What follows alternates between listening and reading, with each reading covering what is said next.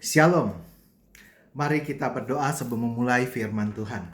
Bapa, terima kasih untuk pagi hari ini. Waktu dan kesempatan kau berikan bagi hamba-Mu untuk menyampaikan kebenaran firman-Mu, Tuhan. Siapkan hati kami agar kami bisa mendengarkan firman-Mu dan benih firman yang kau tabur, Tuhan, bisa bertumbuh dan berbuah banyak, Tuhan. Ampuni segala dosa kesalahan hamba dan juga siapkan hamba agar apapun yang hamba perkatakan ada daripada-Mu. Terima kasih, Tuhan. Dalam nama Tuhan Yesus, haleluya. Amin. Shalom, kita ketemu kembali. Saya Pastor Ferry. Hari ini saya menyampaikan tema tentang sesuatu yang belakangan ini sangat diperlukan, yaitu iman yang mengalahkan dunia, yang bisa mengalahkan apapun. Kondisi-kondisi sekarang, kondisi susah sekarang sangat dibutuhkan iman yang seperti itu. Mari kita belajar dari 1 Yohanes 5 ayat 4. Sebab semua yang lahir dari Allah mengalahkan dunia, dan inilah kemenangan yang mengalahkan dunia, yaitu iman kita. Ternyata untuk mengalahkan gunung-gunung, badai-badai kehidupan kita yang menghadang di depan kita, diperlukan iman, saudara. Iman yang berkemenangan atau victorious faith. Ya, bagaimana kita bisa untuk selalu percaya bahwa semua hambatan-hambatan, semua halangan-halangan, badai-badai itu bisa kita kalahkan asal kita percaya. Nah, butuh iman yang sangat besar untuk bisa mengalahkan masalah ekonomi sekarang, masalah pandemik, masalah-masalah kekhawatiran dan takut akan kematian, masalah-masalah rumah tangga ribut karena susahnya kehidupan sekarang. Hari ini kita diingatkan Tuhan bahwa iman tuh sangat penting. Kenapa? Lukas 18 ayat 8 mengatakan, Aku berkata kepadamu, ia segera akan membenarkan mereka. Akan tetapi, jika anak manusia itu datang, adakah ia mendapati iman di bumi? Ternyata iman sangat penting. Ketika Yesus datang kedua kali, yang dicari iman, saudara. Dia nggak cari status Anda apa, aset Anda ada berapa, seberapa rajin Anda ke gereja. Tidak. Dia mencari iman. Iman yang bagaimana? Bagi saya, iman itu kita adalah iman yang percaya dan fokus pada kemampuan Tuhan, pada penyertaan Tuhan dalam hidup kita. Orang beriman pasti akan selalu fokus dan percaya bahwa dia punya Tuhan yang maha kuasa. Jangan gagal fokus, saudara. Kalau kita gagal fokus, kita fokusnya adalah masalah. Kita fokusnya adalah semua hal-hal badai-badai yang datang dalam hidup kita. Kita ingat ceritanya para rasul yang sudah ikut Yesus bertahun-tahun. Ketika ada di danau, ada gelombang besar, mereka gagal fokus, saudara. Mereka lupa ada Tuhan di sampingnya. Tapi mereka lihat tuh masalahnya. Makanya mereka gagal fokus. Nah, makanya iman, orang beriman yang bisa penuh kemenangan, itu harus iman yang selalu tidak gagal fokus. Yang fokusnya hanya pada Tuhan. Kita harus fokusnya apa? Iman yang bagaimana? Iman yang dicari Tuhan itu seperti apa? Yang pertama adalah iman yang percaya bahwa Tuhan Yesus Kristus ada di dalam kita.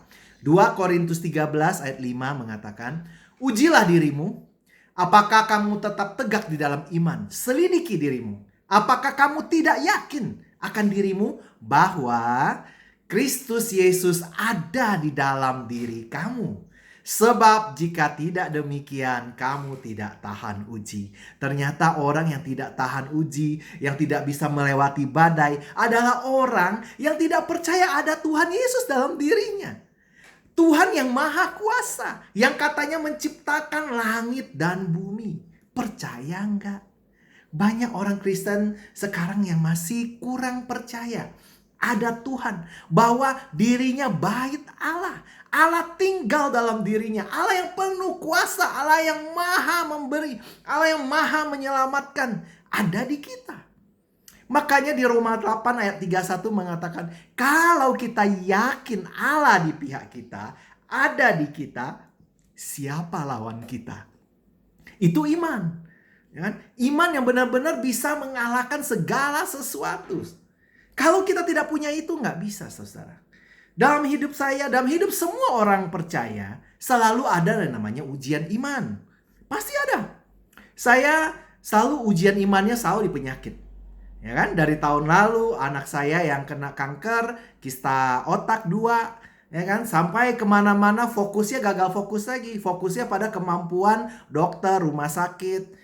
Pada fokus pada keuangan, bagaimana nih mencari uang supaya bisa sampai jual aset segala macam. Gagal fokus saudara. Padahal udah hamba Tuhan.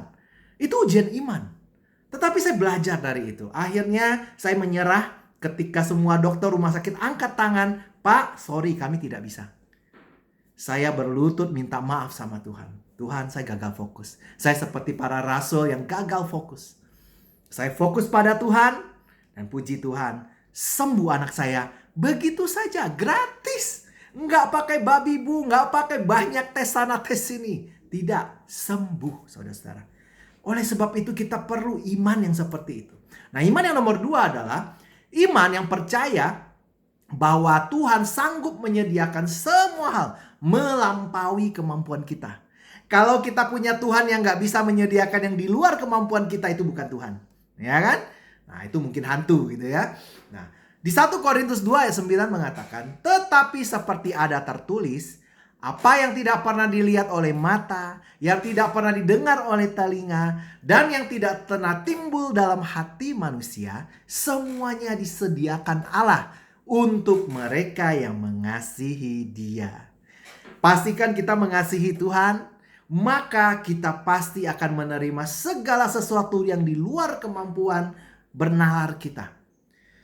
Tuhan mau, Tuhan izinkan hal-hal berat yang di luar kemampuan kita terjadi dalam hidup kita. Kenapa? Tuhan menunjukkan kuasanya, menunjukkan mujizatnya. Kalau masalah-masalah kecil yang bisa kita tangani, tidak akan ada mujizat, tidak perlu mujizat.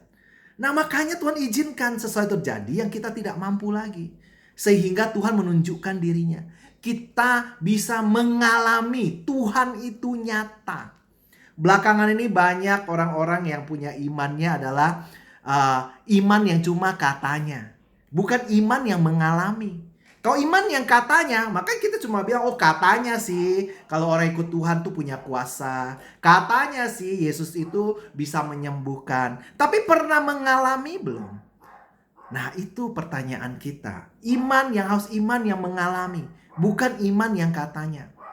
Kita harus percaya Tuhan kita dahsyat menyediakan jalan keluar. 1 Korintus 10 ayat 13 mengatakan, pencobaan-pencobaan yang kamu alami adalah pencobaan-pencobaan biasa yang tidak melebihi kekuatan manusia. Sebab Allah setia dan karena itu Ia tidak akan membiarkan kamu dicobai melampaui kekuatanmu.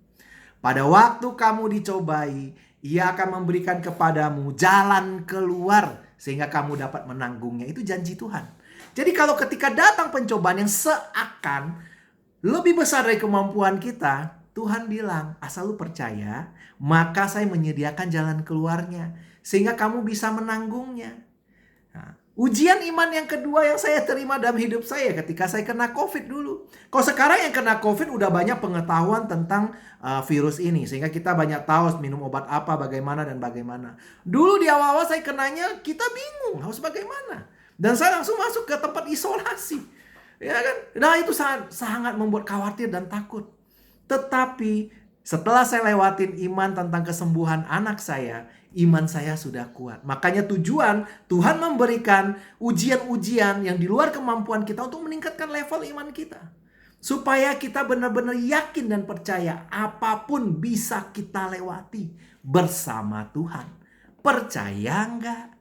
Bahwa Roma 8:28 mengatakan Allah turut bekerja dalam segala sesuatu untuk mendatangkan kebaikan bagi orang yang mengasihi Dia. Saya ketika kena COVID, ternyata kebaikan yang Tuhan berikan adalah saya memenangkan jiwa satu orang di dalam ruang isolasi COVID. Dan kemudian setelah saya sembuh, ternyata itu vaksin Tuhan ternyata. Karena antibodi saya tinggi sekali sampai sekarang. Lebih tinggi dari yang orang vaksin pemerintah. Kenapa? Karena penyintas COVID atau yang selamat dari COVID, itu waktu dia kena COVID, dia imunnya berperang dengan virus yang masih hidup. Yang juga menyerang. Sehingga antibodi yang dihasilkan yang kuat. Kalau virus yang dari pemerintah, itu yang sudah dilemahkan virusnya. Sehingga imunnya juga beda. Nah, makanya berbahagialah kita kalau kita mengasihi Tuhan. Ketika kita kena COVID kek, kita kena masalah keuangan kek, di ujungnya kebaikan. Percaya deh. Kau kena COVID sekarang, bersyukur. Oh, Tuhan lagi vaksin saya. Supaya saya punya antibodi yang bisa nanti saya sumbangkan dalam bentuk plasma. Nah, seperti itu pemikiran kau orang yang percaya bahwa Tuhan itu nyata, ada dalam diri kita, bekerja dalam setiap sel kehidupan kita. Nah, iman yang ketiga adalah iman yang sanggup memindahkan gunung masalah kehidupan. Apapun gunung masalahnya bisa dipindahkan. Matius 17 ayat 20. Ia berkata kepada mereka, "Karena kamu kurang percaya, sebab aku berkata kepadamu, sesungguhnya sekiranya kamu punya iman sebesar biji sesawi, kamu dapat berkata pada gunung ini, pindah dari tempat ini ke sana, maka gunung itu akan pindah dan takkan ada yang mustahil bagimu." Kunci dari ayat ini adalah percaya. Karena di awal kalimat ditulisnya, karena kamu kurang percaya.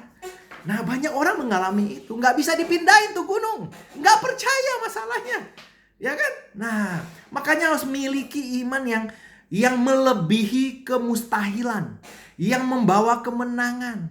Bahwa tidak ada yang mustahil bagi Tuhan yang tinggal dalam kita. Bukan kemampuan kita, tapi Tuhan yang memampukan.